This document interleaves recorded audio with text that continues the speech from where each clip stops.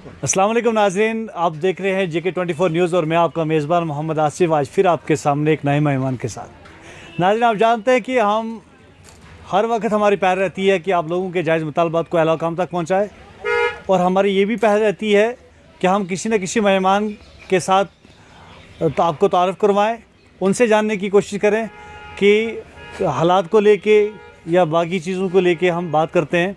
तो इसी ज़िम्मन में आज हम 2021, आप जानते हैं कि 2021 जो है वो चला गया है, अब 2022 और हम अपने मेहमान से जो दानिश इकबाल सोफ़ी साहब हैं, ट्रेड फेडरेशन के प्रेसिडेंट हैं, इनसे जानने की कोशिश करेंगे, इनसे जानेंगे कि 2021 में शोपियान के लोगों के साथ साथ कश्मीर वैली में भी बहुत से मुश्किलातों का सामना करना पड़ा लोगों को। माली हालात की बात करें तो 2019 से जब से आर्टिकल टूटा है तब से माली हालात भी लोगों के ख़राब हैं। लेकिन अब 2021 में कितनी परेशानियों का सामना ट्रेड को करना पड़ा, उस हवाले से भी इनसे पूछना चाहेंगे और साथ साथ ये भी पूछना चाहेंगे कि 2022 में क्या तौक़ात हैं, क्या उम्मीदें हैं एडमिनिस्ट्रेशन से, क्या उम्मीदें हैं हालात से और क्या उम्मीदें हैं अल्लाह ताला से। सबसे पहले हमारे लाइव प्रोग्राम में आपका खैर मकदम। Thanks a lot. दर साहब, 2021 तो चला गया है और 2021 में मुख्तलिफ़ कंट्रावर्सी भी हमने देखी है हालात को लेके या सियासी समाजी पार्टियों के देखें। लेकिन हम आपसे जानना चाहते हैं कि 2021 में ट्रेड को लेके कितनी परेशानियों का सामना आपको करना पड़ा। पहले आपने बात ये कही कि ट्रेड को लेके मैं कंसर्न ही हूँ ट्रेड के बारे में बात करने के लिए। वाकई पॉलिटिकल सिनेरियो जो है वो पॉलिटिक्स गवर्नमेंट संभाल रही है। तो as far as trade is concern हमारा ट्रेड बहुत मुतासिर रहा। पहले तो कई महीनों के लिए बंद ही रहा, तो ये ओवरऑल इंडिया में रहा, ओवरऑल वर्ल्ड में इसका इम्पैक्ट रहा। बट पर्टिकुलरली जो हमारा सेक्ट है इसमें इस वजह से इम्पैक्ट रहा क्योंकि we are hand to mouth. Like मैं आपको डिस्क्राइब करूँगा ऐसे कि जितना हम कमाते हैं उतना ही हमारा खर्चा भी होता है। तो for a longer period of time जो कोविड बाहर रहा, बंद रहा, कोविड आज भी है नो डाउट, बट उसका इम्पैक्ट हमारे मिडिल क्लास पे बहुत ज़्यादा पड़ा और ख़ुसूसन ट्रेडर्स पे, शॉपकीपर्स पे, क्योंकि हम जो है हमारा बहुत ज़्यादा असर रहता है किसी भी हड़ताल को लेके, किसी भी बंद को लेके असर याफ्ता हम लोग ही होते हैं ज़्यादा। 2019 की बात करें, 5 अगस्त 2019 का वो दिन जब आर्टिकल टूटा, उसके बाद 2.5 साल का अब तक हम देखेंगे तो 2.5 साल टोटल हमें मिले हैं। 2021 एंड तक देखें तो 2.5 साल में आपको कितना टाइम मिला काम करने के लिए, कितने ईमानदार हैं, उनके हवाले से हम जानना चाहेंगे कि वो कितने। देखो भाई, अनरेस्ट कोई सा भी हो, पॉलिटिकल हो, क्लाइमेटिक हो या नेचुरल ऐसी कोई क्लेमिटी आए जैसे कोविड-19, तो फर्स्ट सफ़र जो करता है वो तो ट्रेड ही करता है।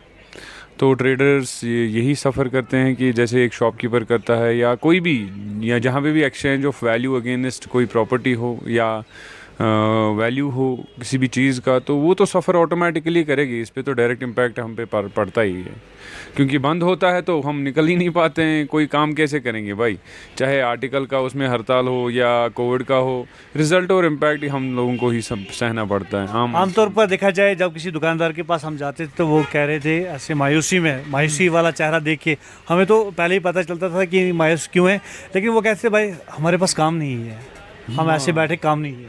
मायूसी आपको यहाँ पे ही नहीं मिलेगी, कश्मीर में ही मायूसी थ्रू आउट इंडिया है। तो खैर जीडीपी के हवाले से मैं कुछ बात नहीं कर सकता इसके बारे में, वो तो लो होता ही चला जा रहा है। बट इकोनॉमिस्ट हैं ऊपर बैठे हुए, वो ऐसी पॉलिसी हम रिक्वेस्ट करेंगे कि जो आने वाला बजट हो मार्च में 2022 का हमारे लिए बहुत अच्छा हो। आइंदा जो भी हमारे लिए रेजोल्यूशंस निकालें वो अच्छी हो, पॉलिसी अच्छी हो गवर्नमेंट की, ताकि आम ताजिर इसमें फ़ायदेमंद हो।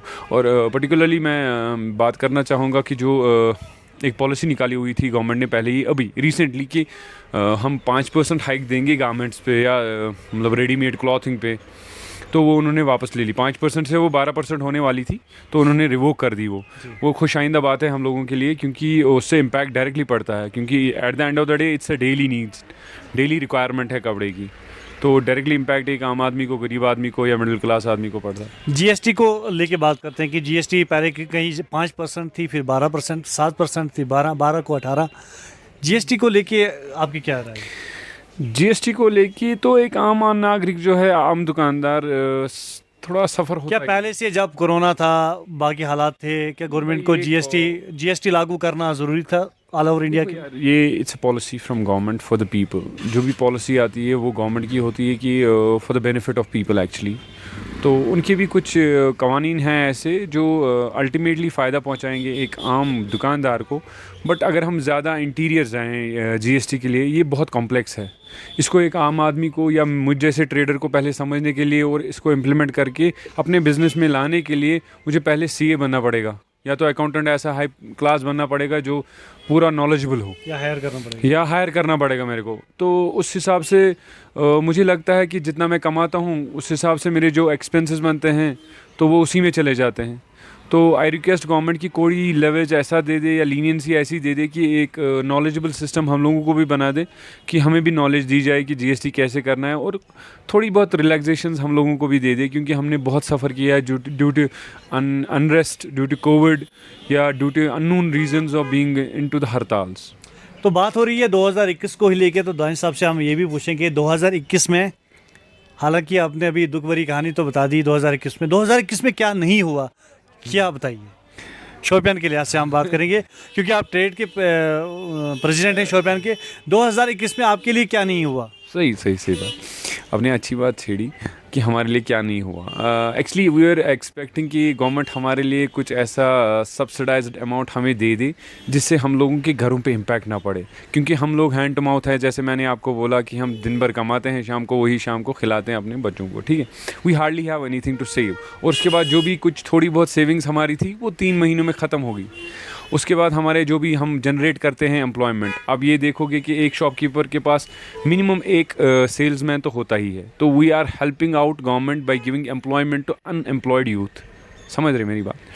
तो it's a request to government, आने वाले 2022 में हमारे लिए भी कोई सब्सिडाइज्ड अमाउंट अगर हमें भी मिल जाता, ताकि हम अपने कुछ सेविंग्स को बचाए, जो हुई थी वो खर्च हो गई है, तो हमें भी एक सेटिस्फेक्शन मिलती कि जैसे हम टैक्सेशन देते हैं अपने गवर्नमेंट को, एक सब्सिडाइज्ड अमाउंट हमें भी मिल जाता है, एक दुकानदार को उससे फ़ायदा हो जाता है। और दूसरी बात, मैं एक रिक्वेस्ट करता हूँ गवर्नमेंट को कि हमारे पीडीडीजे बिल्स जो थे, पावर डिपार्टमेंट के बिल्स जो थे, तो इलेक्ट्रिसिटी बिल्स, हाँ पर्टिकुलरली मैं बता रहा हूँ, तो उनमें एक थोड़ी एक रियायत हमें मिले, या तो वो 3 महीनों का इन्होंने हमें भी चार्ज किया हुआ है, जिन्होंने वो 3 महीनों में बाहर नहीं निकल पाए उसका इंटरेस्ट भी देना पड़े, और मोटा इंटरेस्ट देना पड़ा। तो आई रिक्वेस्ट आपकी वसादत से कि गवर्नमेंट को ये नॉलेज मैं लाना चाहता हूँ कि वो इस चीज़ को मद्देनज़र रखे कि हम लोग घर में बैठे रहे, और उसके बाद पीडीडी डिपार्टमेंट वालों ने हमारे यहाँ बिल्स छोड़ दी। तो आई स्टिल रिक्वेस्ट ये पीडीडी वालों के वो भी रिक्वेस्ट करता हूँ, और हायर अथॉरिटीज़, उससे भी जो हायर अथॉरिटीज़ हैं उनको भी रिक्वेस्ट करता हूँ कि हमें ये लेवरेज थोड़ा सा मिल जाए। तो बात हो रही है 2021 को लेके, और अब बात करते हैं हम अपने डिस्ट्रिक्ट शोपियान की, क्योंकि ट्रेड के प्रेसिडेंट हैं और ये बखूबी जानते हैं कि शोपियान टाउन में किन चीज़ों का फुकदान है और कौन चीज़ें यहाँ पे होनी चाहिए थी। क्या सर्दियों का मौसम स्टार्ट हो चुका है, और चिलकलान का महीना भी, जो 40 दिन का चिलकलान होता है, वो सीज़न भी स्टार्ट हो ही चुका है।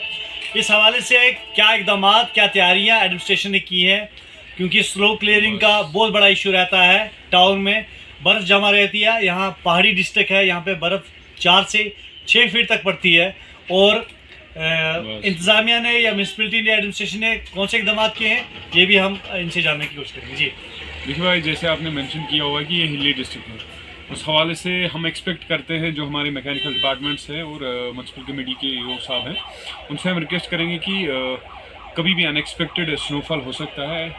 तो अभी मेट्रोलॉजिकल डिपार्टमेंट ने एक एक्सपेक्टेड टाइमलाइन दिया हुआ है कि आने वाले हफ्ते में शायद हम स्नो देख लें।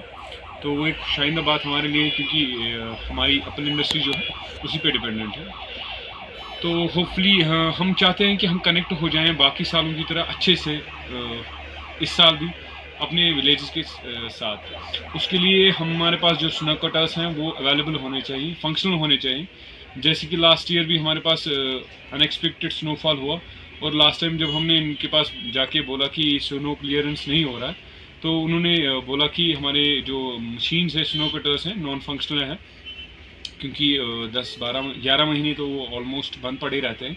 तो अभी एक रिक्वेस्ट करना चाहता हूँ डीसी साहब को आपकी वसादत से, एक मॉक ड्रिल अगर हो जाती तो बहुत अच्छा रहता, क्योंकि अभी 2-4 दिन हैं मॉक ड्रिल के लिए अगर हम जाते तो एक सेटिस्फेक्शन हम लोगों को भी रहती कि हमें हमारे लोगों को प्रॉब्लम नहीं होगी, हमारे ट्रेड को प्रॉब्लम नहीं होगी, और रेस्ट ऑफ द पीपल जो हैं कनेक्ट रहेंगे श्रीनगर के साथ भी और अदर विलेजेस के साथ भी। That be so nice of yours.